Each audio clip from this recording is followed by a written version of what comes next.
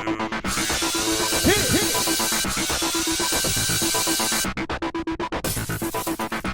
everybody, welcome to another recap of Dancing with the Stars. It's classical week.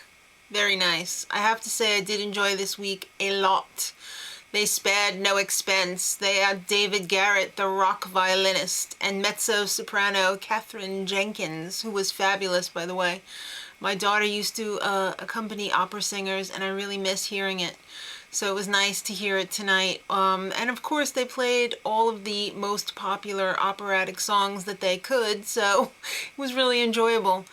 The pros had a little video package on how this week is gonna be awesome. And it is. Kiki and Oksana came out and did a paso doble with David Garrett accompanying them to the cheesiest Beethoven's Fifth that didn't really do it for me, sorry. I never liked it when it came out in the 70s, and well, late 70s, I suppose, and I didn't like it now. So, Romeo and Chelsea, let's start the show. They had a paso doble, and his attitude was spot on. Perfect for the dance.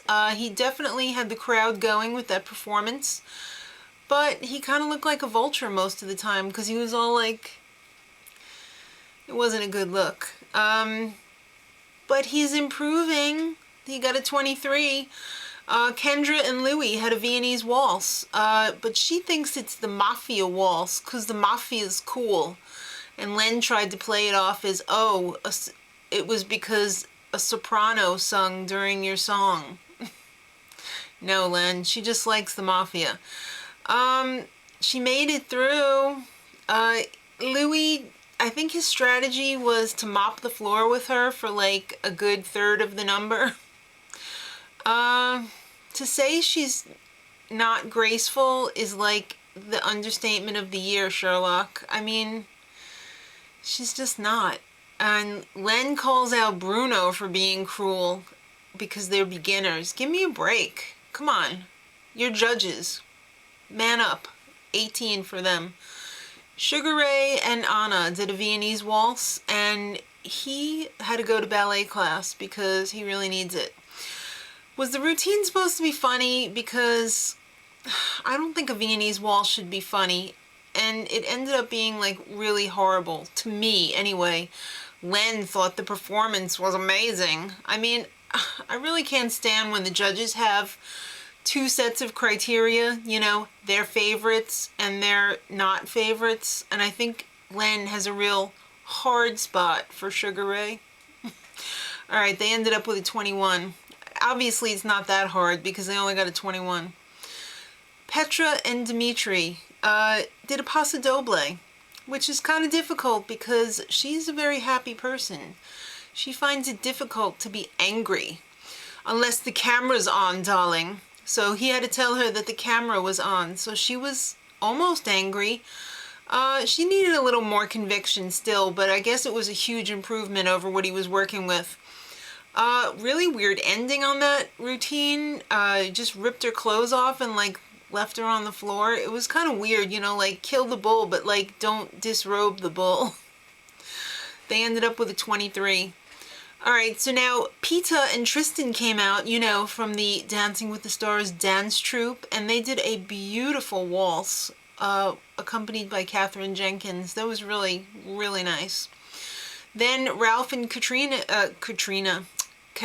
came out and did their Viennese waltz to a Romeo and Juliet theme, which was really beautiful. I mean, he's come a long way. He was much less of a creeper this week, but the judges were creepers because they were totally stingy. He only ended up with a 25.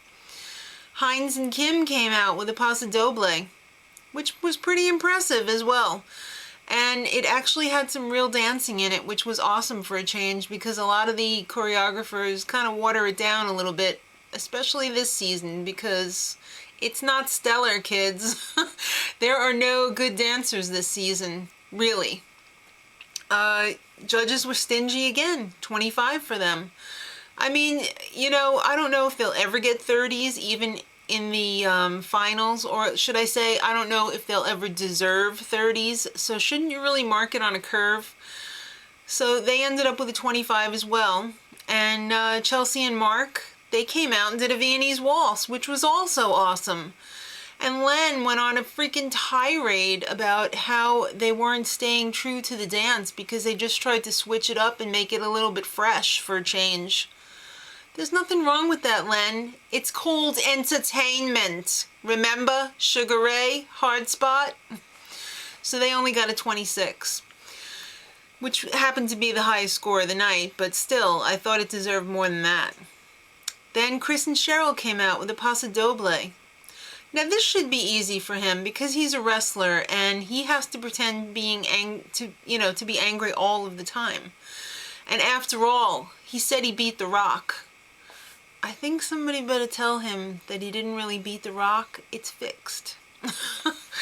Nobody told him though. Alright, so I thought it was very well danced. I thought he did a fantastic job. He nailed the choreography. The only gripe the judges had was that he didn't hit it hard enough. So he ended up with a 23. I think that's bullshit. Don't you? Alright, then Kirsty and Max closed the show. And she's got a hip injury. I guess it's only fair because he hurt his quad. Alright, so just when you thought that maybe she could turn it around, she goes and throws a shoe. Come on, Kirsty, you would have said it too. I had to say that.